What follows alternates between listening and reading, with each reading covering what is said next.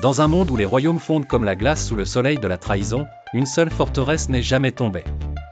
Un château qui respire la guerre et la gloire à travers ses murs de pierre, le château de Napoléon. Des centaines sont passées entre ses tours, mais un seul a changé son destin. Il ne portait ni titre, ni armure dorée. Il s'appelait Lucas, fils de forgeron. Depuis son enfance, Lucas observait les chevaliers s'entraîner dans la cour. Il imitait leurs gestes avec des bâtons, traçait leurs épées dans la poussière, et rêvait non de gloire, mais de justice.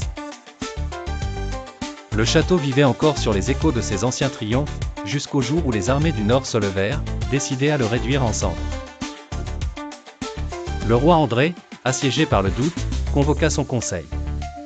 Mais au milieu du tumulte, un jeune homme s'avança. D'une voix calme, il dit : « Majesté, le feu ne s'éteint pas toujours avec de l'eau. Parfois, il faut une âme pour le dompter. » Les rires fusèrent, les moqueries aussi. Mais le roi, silencieux, vit dans ses yeux une étincelle.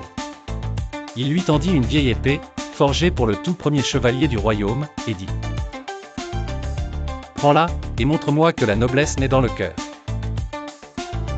Lucas mena une poignée de soldats par un ancien tunnel oublié. Ils surgirent derrière les lignes ennemies comme des ombres, semant la panique et le feu. Tandis que l'ennemi reculait, l'armée du château lança son assaut principal.